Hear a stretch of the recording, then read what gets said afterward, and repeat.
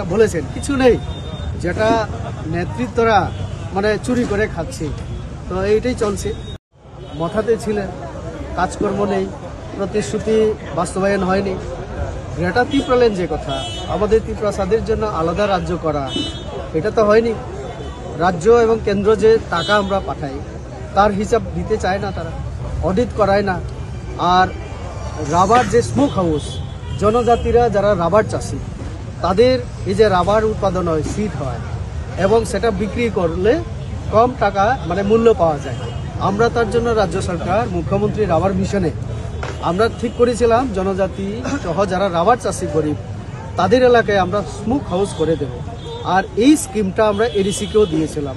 প্রায় 50টা smoke house, আমি যতটুকু জানি একটা 75 লক্ষ মানে 70 থেকে 75 লক্ষের মধ্যে, তাহলে 37 বা 40 ক্রোর্সের কাছাকাছি। এই টাকার হিসাব আজকে নেই।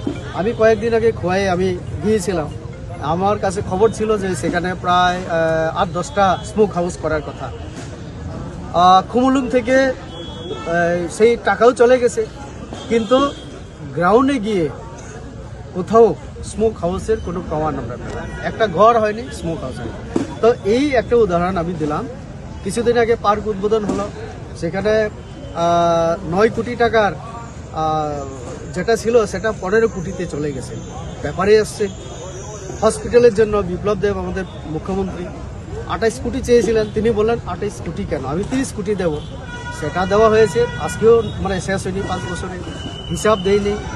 রাজবাড়ি যেখানে রাজা থাকেন তার পাশে এডিসির একটা কোয়ার্টার আছে, তার জন্য সেখানে গরিব মানুষের থাকার ব্যবস্থা অনেক কিছু, সেখানে প্রায় 13-14 কোটি টাকার কাজ, তার কোনো প্রমাণ নেই। তো তাহলে উনি যে মাথাতে ছিলেন, উনি যেটা বলেছেন কিছু নেই, যেটা নেতৃত্বরা মানে চুরি করে খাচ্ছে। তো এইটাই চলছে।